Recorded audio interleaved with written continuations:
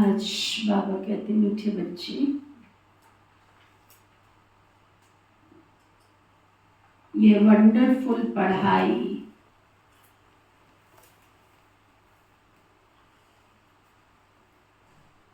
बेहद का बाप ही पढ़ाते हैं।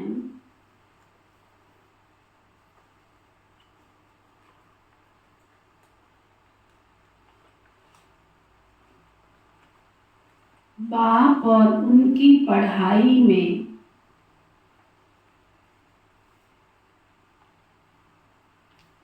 कोई भी संशय नहीं आना चाहिए।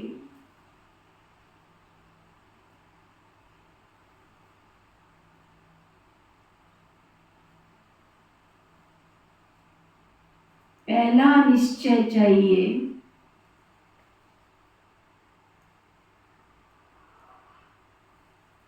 कि हमें पढ़ाने वाला कौन है।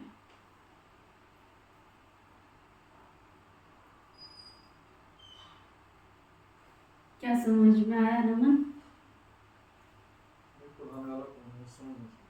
है निश्चय है, शिव बाबा पढ़ाते, भगवान पढ़ाते। समझा क्या है? निश्चय है कि ठीक है, संस्था बहुत अच्छी है, दीदियाँ भी अच्छी हैं, आश्रम भी साफ सुथरा है। नहीं दीदी, ये तो ब्रह्मवाक है। अच्छा। फिर बाबा पूछ रहे हैं, तुम बच्चों को निरंतर याद की यात्रा में रहने की श्रीमत क्यों मिलती है?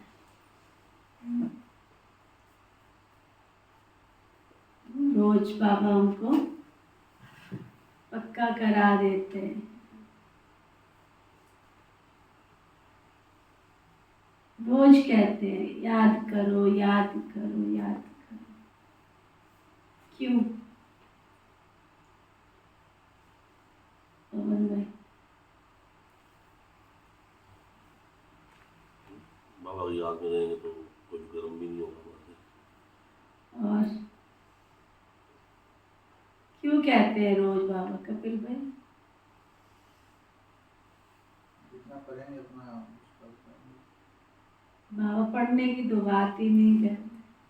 बाबा कहते निरंतर याद में रहो, याद में भी कोई अंतर ना पड़े, ऐसी वाली याद। याद में रहेंगे उतना विक्रम विनाश होंगे।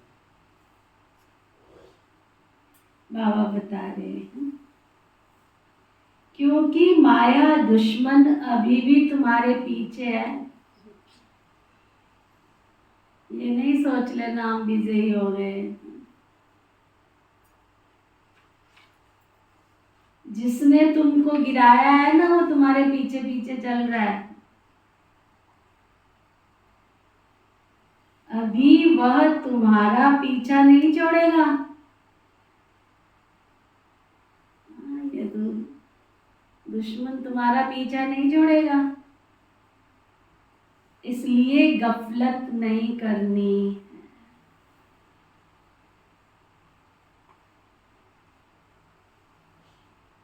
भले तुम संगम युग पर हो,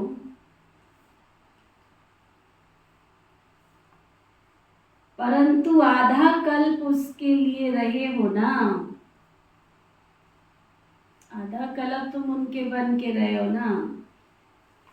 द्वापर युग से तुमको उसने पकड़ा है और तुम उसको एकदम कैसे छोड़ दोगे? इसलिए जल्दी नहीं छोड़ेगा। याद भूली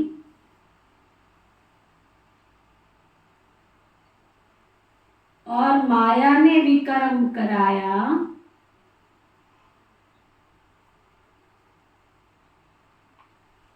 इसलिए खबरदार रहना है।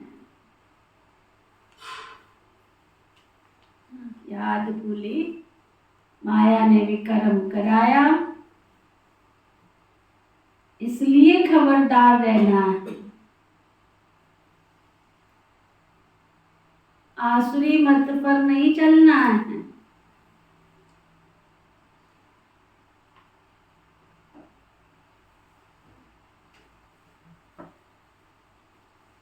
दुनिया जो मर्जी कहती रहे, दुनिया वालों ने थोड़ी भगवान को देखा है, वो थोड़ी भगवान को जानते। तुम भी उनकी दुनिया के संग में गए तो तुम्हारे में और उनमें अंतर क्या है? तो घड़ी घड़ी अपने आप को देखना पड़े। जब बिल्डिंग बनाते हैं ना तो सबसे पहले क्या करते हैं? नींव भरते हैं। नींव भरने के बाद भी क्या करते हैं? दुलमुट चलता है उसके ऊपर, और जितना ज्यादा दुलमुट चलता है उतना मजबूती होती है। तो परिस्थितियां कुछ भी हो, वो दुलमुट है, चलने दो उनको। वो तुमको आगे बढ़ाने के लिए आती है, वो तुम्हारा एग्जामिनर है, एग्जाम लेने के लिए आती है। एक बल एक भरोसा, राजयोगी जीवन की बिल्डिंग बनानी है, सतयोगी दुनिया में जाना है, तो रोज अपने ऊपर दुलमुट चलाओ, रोज चेक करो। आओ वाह हो, निंदा हो, स्तुति हो, जय हो, पराजय हो, लाभ हो, हानि हो, मैं बाबा की हूँ और बाबा मेरा है। ओम शांति। अभी बच्चे भी हैं तो बाबा भी है। बाबा अनेक बच्चों को कहेंगे, ओ मेरे मीठे बच्चे, ओ बेटे। सभी बच्चे फिर कहेंगे, ओ बाबा। बच्चे हैं तो बहुत, बाबा के बच्चों की कमी नहीं है, बहुत बच्चे, बेशुमार बच्चे हैं बाबा के। ये ना सोचना अमीर। मैं तो हैरान होती हूँ कि देखो, जिन दीदियों के आगे भक्तों की लाइन लगती है, दुनिया की लाइन लगती है, क्लास के भाई बहनों की लाइन लगती है, मधुबन में जाते हैं तो वो खुद लाइन में खड़ी हैं। और इतनी भीड़, बात मत पूछो। उस समय ना पता लगता ये बड़ी दीदी है, ना पता लगता छोटी दीदी। सारे एक लाइन में खड़े होते। कल मैं बात कर रही थी निजा दीदी से, क्योंकि मुझे तो भीड़ से बहुत एलर्जी, सफिकेशन हो जाती, घबराहट हो जाती है। मैं तो किनारे से दूर, किनारे पर खड़ी हो जाती, भीड़ नहीं बर्दाश्त कर सकती। कभी रतनमणि दादी से जब मिलने गए ना, तो वहाँ मैंने बहनों को बोला भाई जल्दी आ जाना, लेकिन फिर भी 1 घंटे के बाद आई। इतनी देर में तो वहाँ इतनी भीड़। जो मधुबन गए थे उन्होंने देखा था, तो उस समय तो भाई बहनों की भीड़ थी, दीदियों की थोड़ी थी। और अब तो सब इतनी बड़ी दीदियों की भीड़, इतना धक्का मुक्की, इतना, बात मत पूछो। मैंने कहा सोच भी नहीं सकते हैं, इमेजिन भी नहीं कर सकते कि ऐसा भी समय आएगा जो जॉन इंचार्ज दीदियां, वो भी धक्के में लाइन में खड़ी है, एक दूसरे को धक्का। ये है दीदियों ने अपनी उस देवी स्वरूपा स्थिति को प्राप्त कर लिया। दर्शन के अभिलाषी। एक बहन मेरे पास बैठी, कहती है दादी को तो कुछ पता ही नहीं पड़ रहा है, दादी को तो कुछ पता ही नहीं हम क्या दे रहे हैं, क्या ले रहे हैं।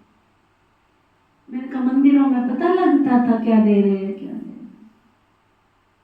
शुक्र है वहां तो पत्थर की मूर्तियां थी, यहाँ तो चैतन्य में एक ही तो दादी यज्ञ का आदि रतन है।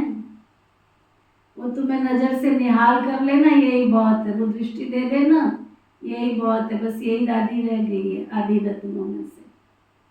इसलिए उनको पता लगता है, नहीं लगता है, तुम छोड़ दो। मंदिरों में तो सोने के छत्र चढ़ा के आते थे। मांगती थी क्या देवी की सोने के छत्र चढ़ाओ? जो प्रदर्शनी में जा रहे हैं तो देख रहे होंगे ऐसा नजारा। भीड़ में 2-2 घंटे, 2.5 घंटे, 3-3 घंटे खड़े हैं।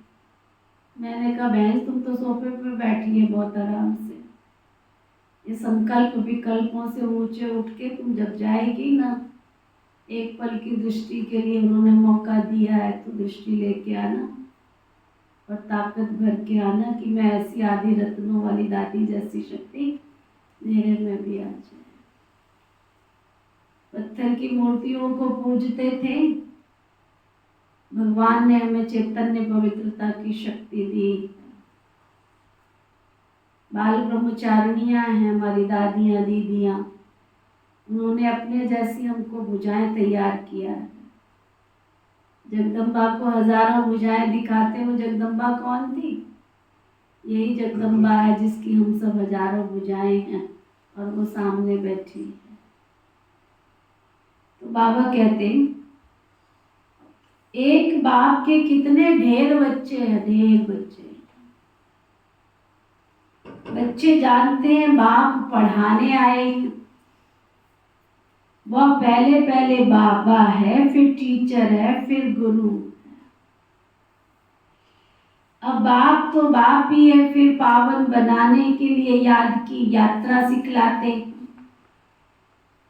और ये भी बच्चे समझते हैं कि ये पढ़ाई बहुत क्या वंडरफुल पढ़ाई है, वंडरफुल। ड्रामा के आदि मध्य अंत का राज बाबा के सिवाय तुमको और कोई बता ना सके, इसलिए उनको बेहद का बाप कहा जाता है। यह निश्चय तो बच्चों को जरूर बैठता है, इसमें संशय की बात उठ ना सके, इतनी बेहद की पढ़ाई है।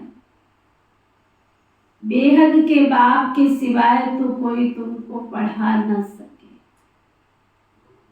बुलाते भी हैं कि हे बाबा आओ, हमको पावन दुनिया में ले चलो,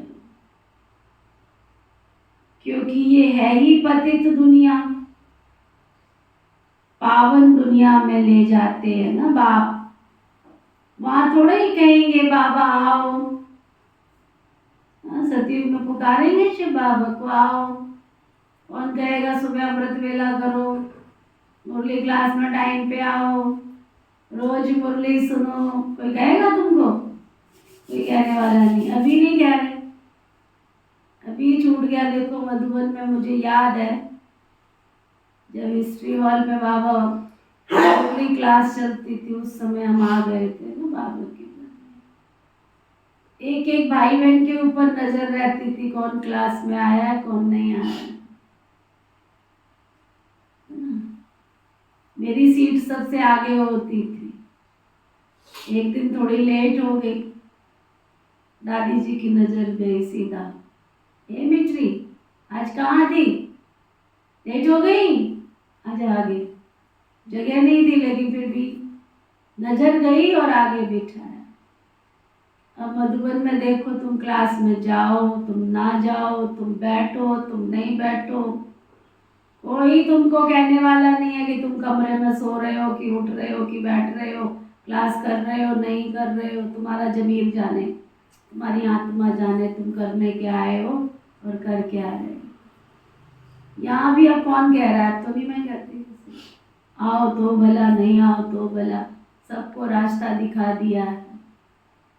जितना तुम मैनर्स के साथ चलोगे, जितना तुम शालीनता के साथ चलोगे, अनुशासन के साथ चलोगे, उतनी तुम्हारी वैल्यू बढ़ती जाएगी। रोड पे पड़ी हुई ईंटें, रोड पे पड़ी हुई टाइलें, अगर तो वो काम किए तो उनको उठा के साइड पे कर दिया जाता है, और काम की नहीं है तो कचरे के डिब्बे में जाती है। तुम भी भगवान के घर में शालीनता से आओगे, दिव्यता से आओगे तो तुम्हारी कोई वैल्यू बन जाएगी। नहीं तो आओ आया राम गया राम, बहुत कुछ होना है। तो वो बाबा बता रहे, बाबा कहते निश्चय तो जरूर बच्चों को बैठता है ना, इसमें संशय की तो कोई बात ही ना उठे। हमको पावन दुनिया में ले चलो पुकारते, पावन दुनिया में ले जाते हैं बाप। वहाँ बाबा थोड़े ही कहेंगे बाबा आओ पावन दुनिया में ले चलो। बच्चे जानते हैं हम आत्माओं का वो बाप है, तो देह का भान टूट जाता है। आत्मा कहती है वो हमारा बाप है। अब ये निश्चय रहना चाहिए बरोबर, बाप के बगैर कोई इतनी नॉलेज हमको दे ही नहीं सकता। पहले तो ये निश्चय बुद्धि चाहिए। निश्चय भी आत्मा को बुद्धि में होता है ना, आत्मा को ये ज्ञान मिलता है हमारा ये बाबा है। ये बहुत पक्का निश्चय बच्चों को होना चाहिए। मुख से कुछ कहना भी नहीं है। हम आत्मा एक शरीर छोड़ जाकर दूसरा लेती, आत्मा में ही संस्कार है ना। अब तुम जानते हो बाबा आया है, हमको ऐसा पढ़ाते हैं, कर्म ऐसा सिखलाते हैं जो हम इस दुनिया में अभी आएंगे ही नहीं। गंदी दुनिया हमारे काम की नहीं। वह मनुष्य तो समझते हैं इस दुनिया में आना है, तुम ऐसे नहीं समझते हो। तुम ये अमर कथा सुन अमरपुरी में जाते हो। अमरपुरी यथार्थ जहाँ सदा अमर रहे। सतयुग त्रेता है अमरपुरी। बच्चों को भी कितनी खुशी रहनी चाहिए। ये पढ़ाई सिवाय बाप के और कोई तुमको पढ़ा ना सके। बाप हमको पढ़ाते हैं, और जो टीचर्स हैं वो ऑर्डिनरी मनुष्य। यहाँ तुम जिसको पतित पावन दुख हरता सुख करता कहते हो, वो बाप तुमको सामने बैठ के पढ़ा रहे। समझना क्या है? जिसको दुनिया ढूंढती है, जिसको ढूंढे दुनिया सारी, वो बैठा सामने हमारे। यहाँ तुम जिसको पतित पावन दुख हरता सुख करता कहते हो, वो बाप तुमको पढ़ा रहे हैं। सम्मुख होने बिगड़ राजियों की पढ़ाई कैसे पढ़े? बाप कहते हैं तुम स्वीट बच्चों को मैं यहाँ पढ़ाने आता हूँ, पढ़ाने के लिए इसमें प्रवेश करता हूँ। बरोबर भगवान वाच भी है, तो जरूर उनको शरीर तो चाहिए ना। न सिर्फ मुख परंतु सारा शरीर चाहिए। खुद कहते हैं मीठे मीठे रूहानी बच्चों, मैं कल्प कल्प पुरुषोत्तम संगम युगे इस साधारण तन में आता हूँ। बहुत गरीब भी नहीं तो बहुत साहूकार भी नहीं, साधारण। यह तो तुम बच्चों को निश्चय होना चाहिए। वह हमारा बाबा है, हम आत्मा हैं। हम आत्माओं का बाबा है। सारी दुनिया के जो भी मनुष्य मात्र की आत्माएं हैं, उन सब का बाबा है। इसलिए उनको बेहद का बाबा कहा जाता है। शिव जयंती मनाते हैं, उसका भी किसको पता नहीं है। कोई से भी पूछो शिव जयंती कब से मनाई जा रही है, तो कहेंगे परंपरा से। वो भी कब से, परंपरा भी कब से, कोई डेट तो होनी चाहिए ना। ड्रामा तो अनादि है, परंतु एक्टिविटी जो ड्रामा में होती है उनकी तिथि तारीख भी तो चाहिए ना। ये तो कोई भी जानते नहीं है। हमारा शिव बाबा आता है उस प्यार से, उस लव से जयंती मनाते नहीं। अपने नाती पोते धोते, खुद का जन्मदिन इतने खुशी से मनाते, हजारों खर्चा करते। अपने बाप की शिव परमात्मा की जयंती तो कितने धूमधाम से मनानी चाहिए। नेहरू की जयंती उस लव से मनाएंगे, आंसू भी आ जाएंगे। शिव जयंती का किसको पता नहीं। अभी तुम बच्चे अनुभवी हो, अनेक मनुष्य हैं जिनको कुछ भी पता नहीं। कितने मेले लगते हैं, वहां जो आते हैं वो बता सकते हैं कि सच सच क्या है। जैसे बाबा ने अमरनाथ का भी मिसाल बताया था। वहां जाकर देखा कि सच सच क्या होता है। साचा होता है, उस साचे में शिवलिंग तैयार करते हैं और उसको बदल देते हैं, फिर कहते हैं ये तो कुदरत से निकला हुआ है शिवलिंग, है ना। पिता श्री ब्रह्मा बाबा अनुभव सुनाते हैं, कई बार दादियां भी सुनाती। बाबा जाते थे और जाकर के उसको प्यार से उसको सच सच है ना, तो सच बताते कि साचा है ये, साचे में शिवलिंग तैयार करते हैं और फिर उसको उस स्थान पर रख देते हैं। बाबा कहते हैं दूसरे तो जो है दूसरों द्वारा सुनते हैं वो बतलाते हैं। कोई ने कहा बर्फ का लिंग होता है, कहेंगे सतवचन। अभी तुम बच्चों को अनुभव मिला है ना, राइट क्या है और रॉन्ग क्या है। अब तक जो कुछ सुनते आए हो, पढ़ते आए हो, वो सब अनराइटियस है। गायन भी है ना, झूठी काया झूठी माया झूठा सब संसार, ये है ही झूठ खंड और सतयुग है ही सचखंड। सतयुग त्रेता द्वापर पास्ट हो गया, अब कलयुग चल रहा है, ये भी बहुत थोड़े बच्चे ही जानते हैं। तुम्हारी बुद्धि में ख्यालात रहते हैं, बाबा के पास सारी नॉलेज है, उनको कहते हैं ज्ञान सागर। उनके पास जो नॉलेज है वो इस तन के द्वारा हमको देकर आप समान बना रहे हैं। लौकिक बाप आप समान नहीं बनाते हैं। दुनिया में देखो, पहले तो फिर भी होता था कि बहुत सेठ होते थे तो उनके बच्चे भी आगे आगे आगे आगे उनका कारोबार संभाल लेते थे। आजकल कहाँ होता है, बहुत बड़े बड़े कारोबार है लेकिन बच्चा करना ही नहीं चाहता। माँ बाप भी कहते पढ़े लिखे नौकरी करें, है ना। कहाँ अपने जैसा बनाते, मेहनती बनाते हैं कपिल भाई। बच्चे थोड़ी खराब, बच्चों को खराब कौन कर रहा है, आदत तो तुम ही बना रहे हो ना उनकी, है ना। तुम भी किसी के बच्चे थे, भूल ही गए कि तुम्हारे माँ बाप ने तुमको कैसे स्टैंड किया था, है ना। बाबा कहते हैं लौकिक बाप आप समान नहीं बनाते हैं, तुम आए हो बेहद के बाप के पास, वह जानते हैं मुझे बच्चों को आप समान बनाना है। जैसे टीचर आप समान बनाएंगे नंबरवार होंगे, ये भी कहते हैं, बाबा भी ऐसे ही कहते हैं, सब नंबरवार ही तो बनेंगे।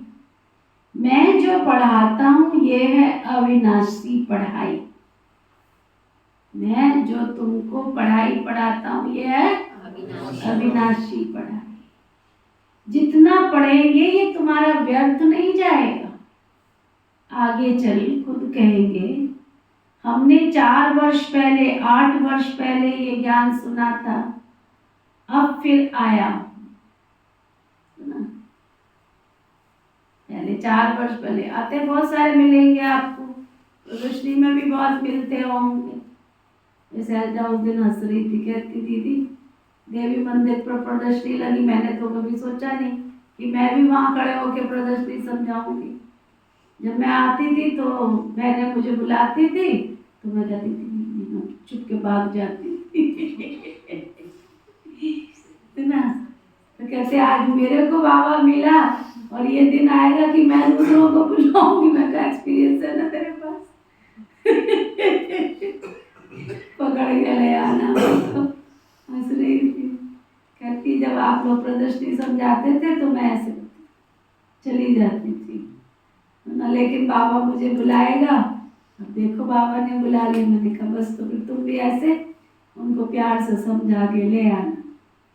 तो बाबा कहते फिर सबको पता चलेगा, हमको 4 साल पहले 8 साल पहले, है ना, ऐसे बाबा मिला था, ऐसे हमने सुना था। हमारी आरती बहन है ना, आज आई नहीं है क्लास में, तो उसकी बच्ची है ना छोटी वाली गुड्डू, वो अपनी सहेलियों के साथ आश्रम पर आ गई होगी, मुझे याद नहीं है, पर वो सुना रही थी। कहती वो चली गई, वो देर से आई तो मैंने उसको थप्पड़ लगाया जोर से। कहाँ गई थी तुम? किसने कहा तेरे को आश्रम पर जाने के लिए? उसको याद है, गुड्डू को याद है, उस दिन बता रही थी।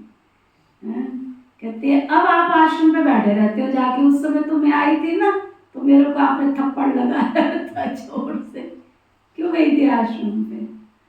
है ना। फिर आती भी सुनाती, कहती वो माइक में आवाज आती थी, बाबा ऐसे कहते हैं, बाबा ऐसे कहते हैं। तो मैं कहती थी बाबा ऐसे कहते, बाबा ऐसे कहते, तो तुम अपने भाई बहनों को सुनाओ ना, बाबा ऐसे कहते, बाबा ऐसे कहते। हमें क्यों सुना रहे हो कि बाबा ऐसे कहते? बाबा कहते हैं, आज बाबा भी कह रहे हैं कि ऐसा समय आएगा, लोग कहेंगे श्वेत वस्त्रधारी, सफेद वस्त्रधारियों ने हमें कितना समझाया था, लेकिन हे भगवान तेरी लीला अपरम अपार है, हमको समझाया फिर भी हम समझे नहीं थे।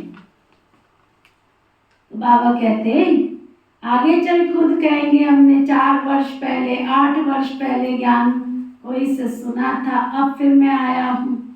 फिर कोई चटक पड़ते हैं, क्षमा तो है, फिर उस पर कोई परवाने एकदम फिदा हो जाते हैं, कोई फेरी पहन करके भी चले जाते हैं। शुरू में क्षमा पर बहुत परवाने आशिक हो पड़े, ड्रामा अनुसार ये भट्टी बननी थी। कल्प कल्प ऐसा होता आया है, जो कुछ पास्ट हुआ कल्प पहले ऐसे ही हुआ था, फिर आगे भी होगा। बाकी ये पक्का निश्चय रखो कि हम आत्मा हैं, बाबा हमको पढ़ाते हैं। इस निश्चय में पक्के रहो, भूल नहीं जाओ।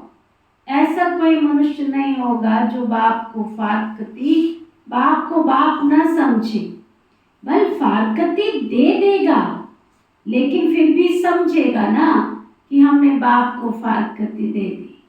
तो यह तो बेहद का बाप है, उनको तो हम कभी भी नहीं छोड़ेंगे, अंत तक साथ रहेंगे।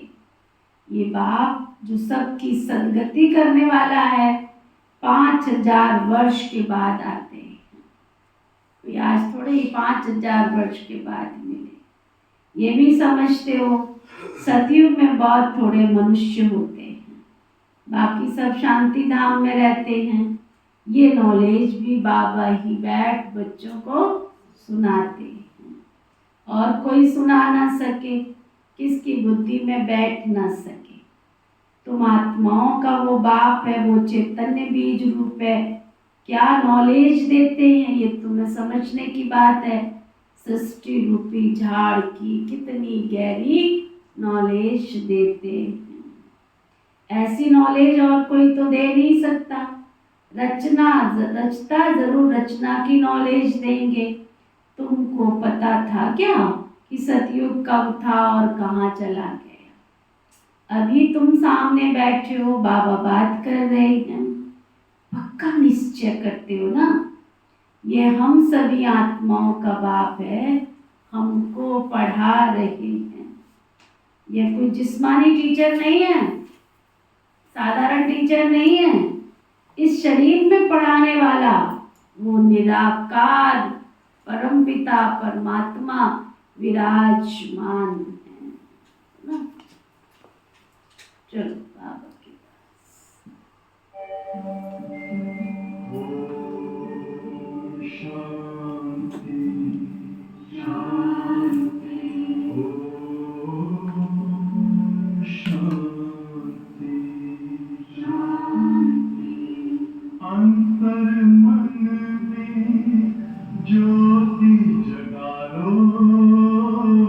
होगा दूर अंधेरा।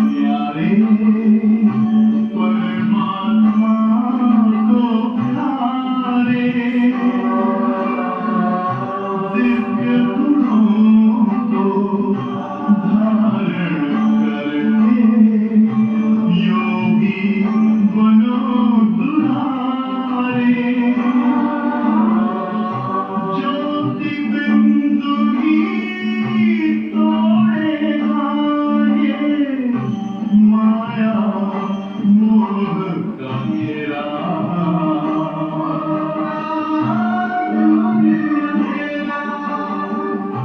अंतर मन में ज्योति जगा लो होगा दूर अंधेरा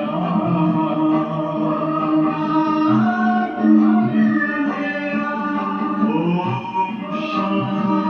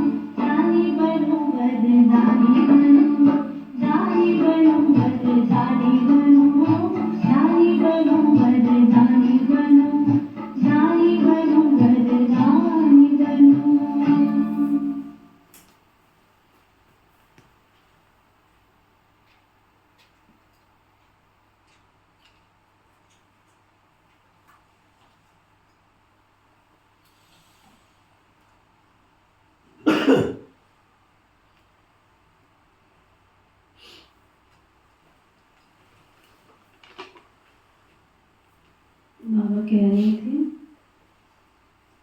अभी तुम बाबा के सामने बैठे हो, ये कोई जिस्मानी टीचर नहीं है। बाबा हमसे बात कर रहे हैं, पक्का निश्चय करते हो ना। ये हम सभी आत्माओं का बाप है, हमको पढ़ा रहे हैं।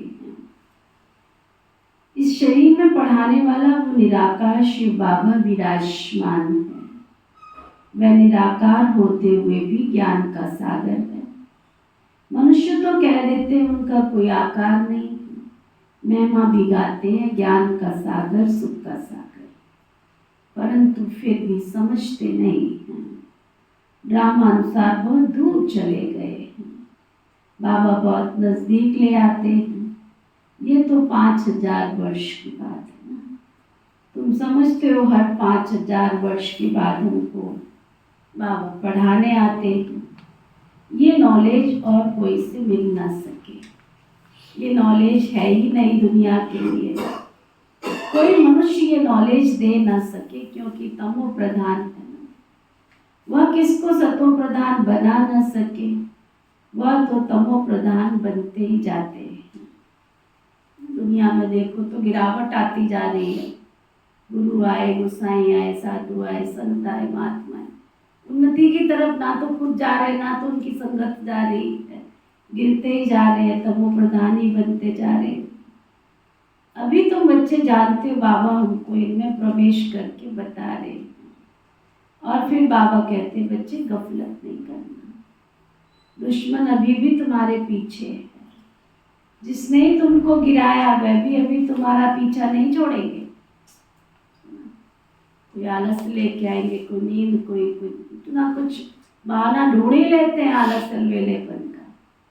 बाबा कहते भले तुम संगम युग पर हो, परंतु आधा कलप तुम उनके रहे हो, तो वह जल्दी तुमको छोड़ेगा नहीं। मान लो तुम बाबा की क्लास में नहीं आते, बाबा को क्या फर्क पड़ता है? माया को फर्क पड़ता है ना। बाबा को कोई फर्क नहीं पड़ता है।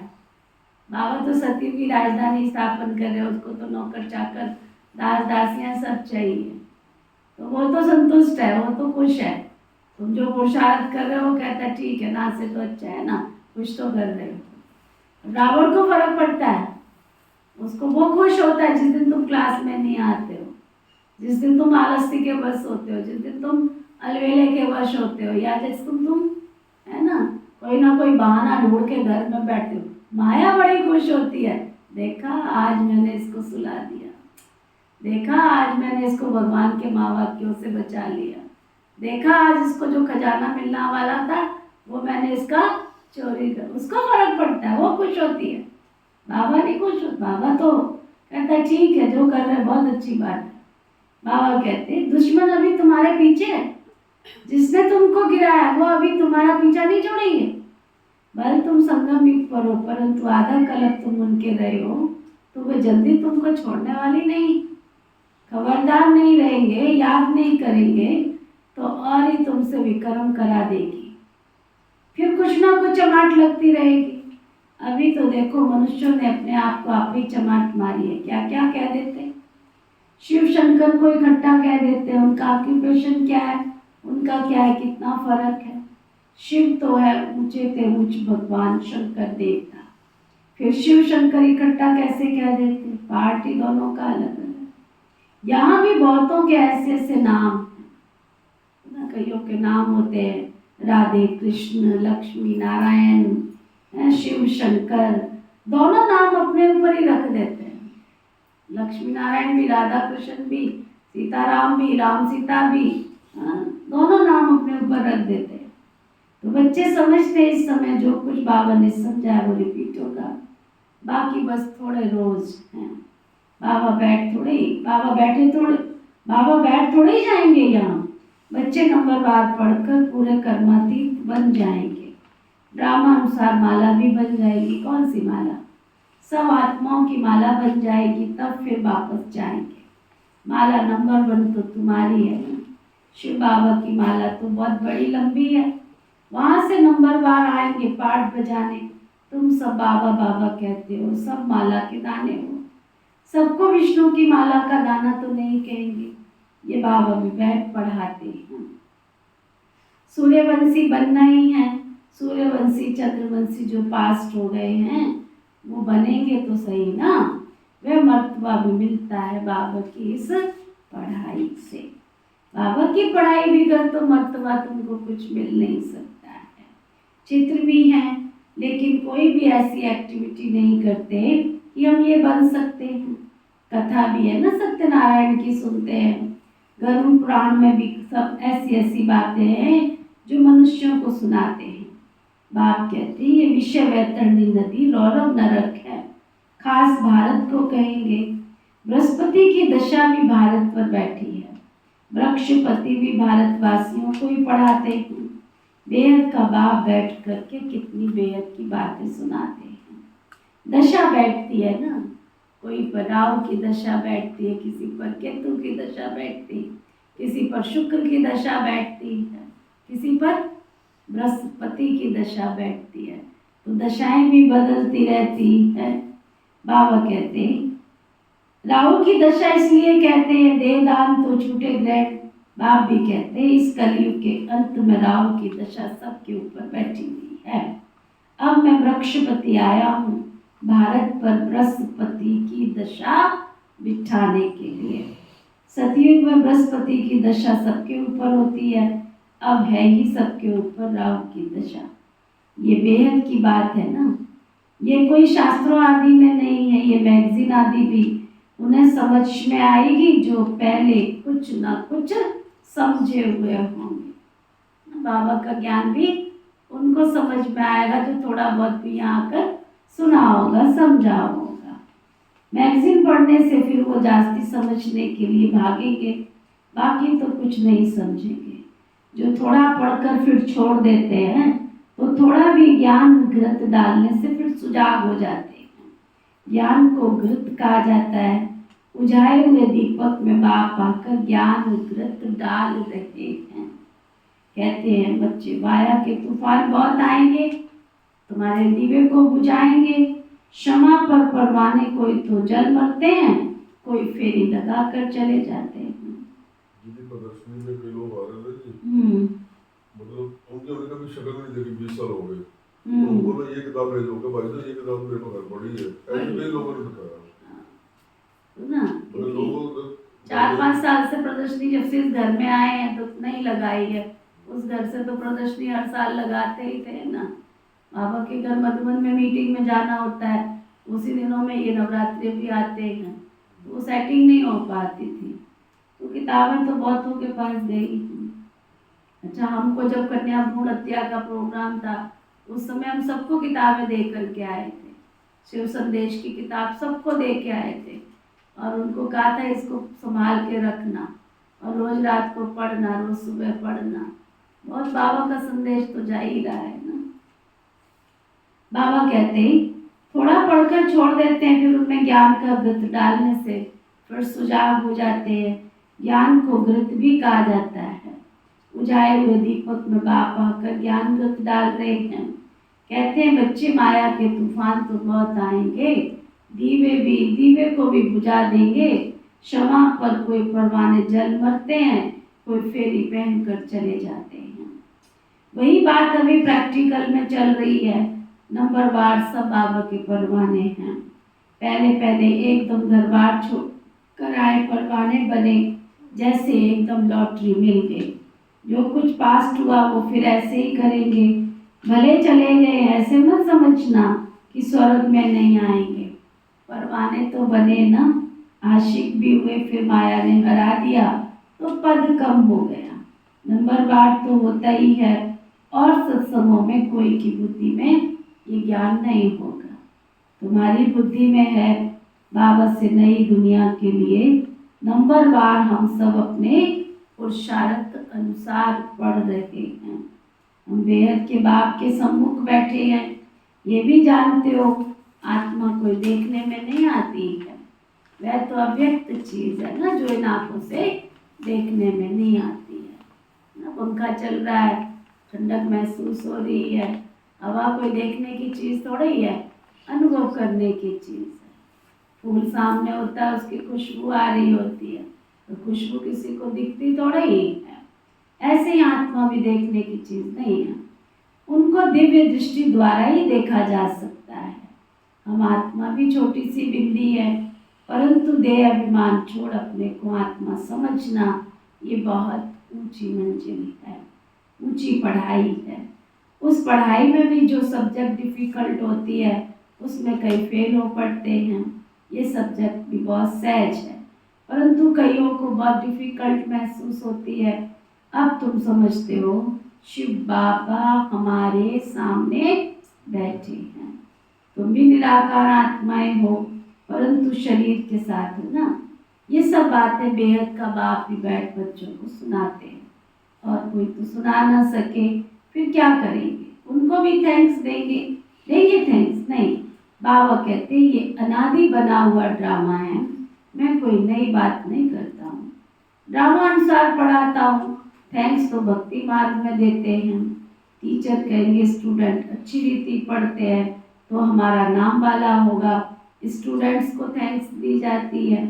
जो अच्छी रीति पढ़ते पढ़ाते हैं ना, उनको फिर धन्यवाद दिया जाता है, थैंक्स की जाती है। स्टूडेंट फिर टीचर को थैंक्स देंगे।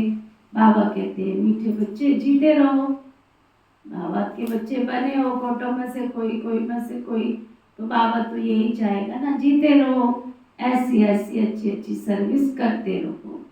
कल अब पहले भी की थी, अब भी कर रहे हो, समझा? अच्छा, मीठे मीठे सिखी लगे बच्चों प्रति माता पिता बाप दादा का याद प्यार और गुड मॉर्निंग। रूहानी बाप की रूहानी बच्चों को नमस्ते। हम सब रूहानी बच्चों की रूहानी बाप दादा को दिल व जान से दुआ प्रेम से नमस्ते नमस्ते नमस्ते जी। धारणा के लिए मुख्य सार,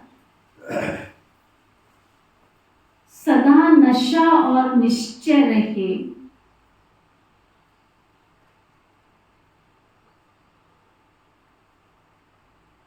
कि हमें पढ़ाने वाला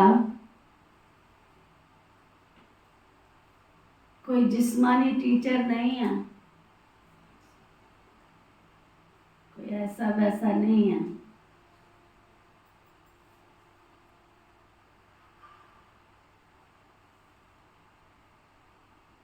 स्वयं ज्ञान सागर निराकार बाप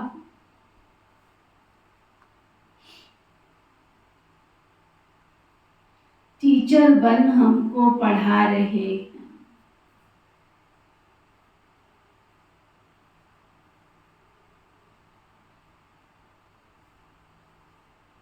इस पढ़ाई से ही हमें सत्व प्रधान बनना है।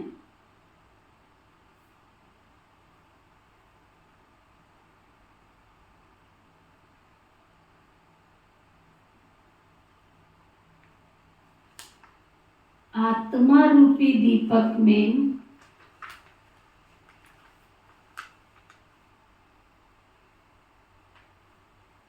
रोज ज्ञान का घृत डालना है।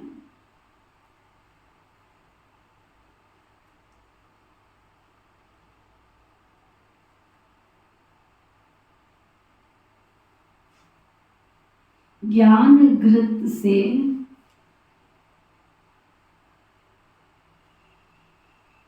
सदा ऐसा प्रज्वलित रहना है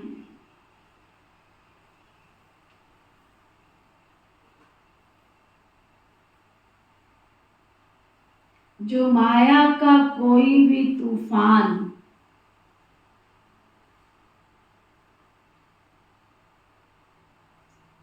तुमको हिला न सके।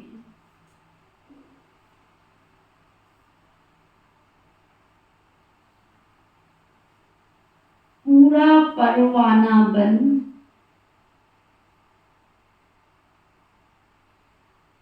क्षमा पर फिदा होना है।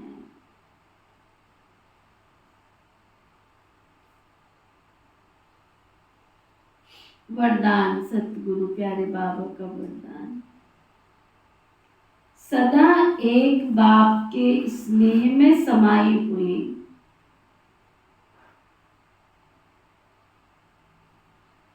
सहयोगी सो सहज योगी आत्मा भव।